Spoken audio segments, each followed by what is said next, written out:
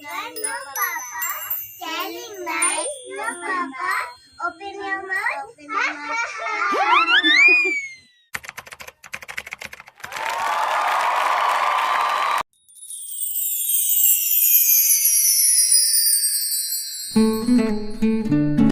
সুস্বাগতম বন্ধুরা, আজকে ছিল কায়রার বার্থডে। অল্প সময়ের মধ্যে ডেকোরেশন কমপ্লিট করে নিয়েছিলাম আমি আর ওর মা মিলে। হ্যাপি বার্থডে পাপা। কায়রা কেক কাটতে অনেক ভালোবাসে। ও নিজের বার্থডের কেক কাটতে পেরে অনেক খুশি। ওর খুশি দেখে আমরাও খুশি।